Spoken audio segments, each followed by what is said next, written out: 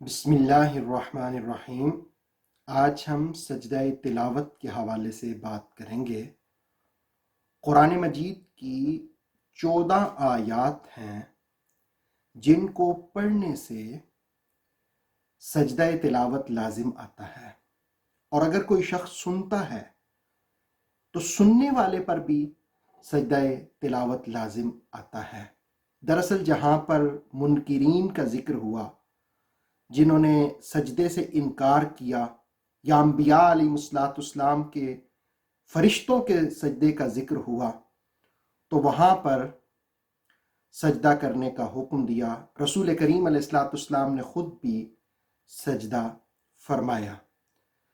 سجدہ تلاوت کا طریقہ سیکھنے سے قبل یہ بھی جانیے کہ سجدہ جو ہے وہ اللہ سے قرب کا ایک ذریعہ ہے۔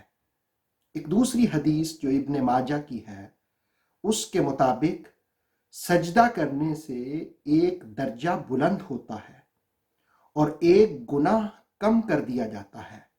مسلم کی حدیث کے مطابق جنت کے اندر رسول پاک علیہ السلام کی صحبت، قربت اور رفاقت کے لیے سجدے کثرت سے کرنا یہ فائدہ دیتا ہے۔ حضرت ابو سعید خدری رضی اللہ تعالی عنہ فرماتے ہیں کہ ایک موقع پر میں نے خواب میں دیکھا کہ ایک درخت ہے، اور وہ درخت سورہ صاد پڑھ رہا ہے، قرآن مجید کی یہ سورہ کی تلاوت کر رہا ہے۔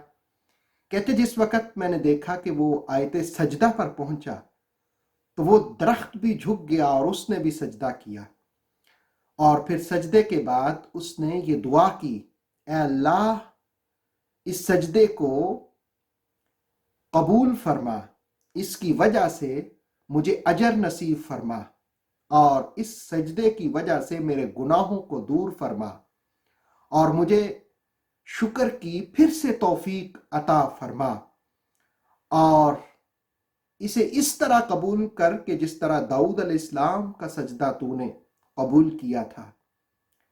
اب یہ بات جس وقت حضرت ابو سعید خدری نے رسول کریم علیہ السلام کو بتائی تو رسول اللہ علیہ السلام نے فرمایا کہ اے ابو سعید، تم نے بھی کیا سجدہ کیا تھا؟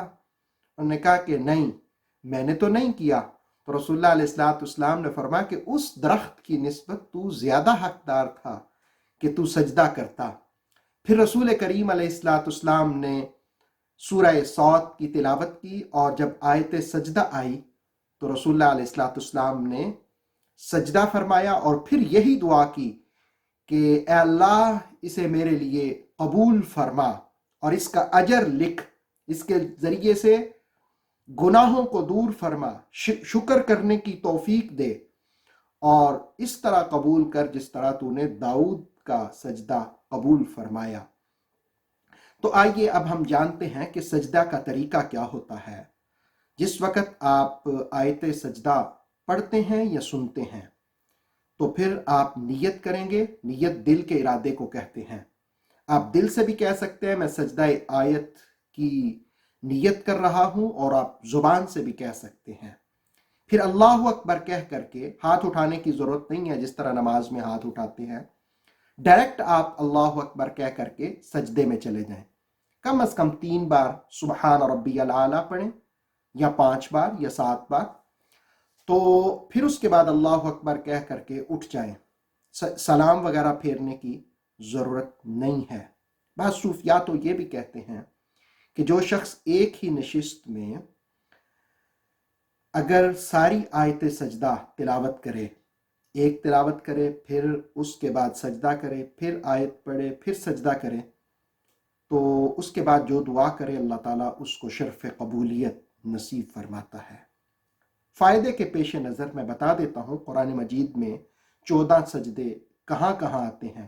پہلا سجدہ سورہ اعراف کی 206 نمبر آیت میں، دوسرا سورہ رات کی 15 نمبر آیت میں، تیسرا سورہ نحل کی 49 نمبر آیت میں، پھر سورہ اسرا کی 107 آیت میں، سورہ مریم کی 58 نمبر آیت میں، سورہ حج کی 18 نمبر 18 نمبر آیت میں، سورہ فرقان کی 60 یعنی 60 نمبر آیت میں، سورہ نمل کی 25 نمبر آیت میں، سورہ سجدہ کی 15 نمبر آیت میں، سورہ صاد کی 24، سورہ فصلت کی 37 اور سورہ نجم کی 63 اور سورہ انشقاق کی 21 اور سورہ علق کی 19 یعنی 19 نمبر آیت میں، یہ 14 سجدے قرآن مجید میں ہیں۔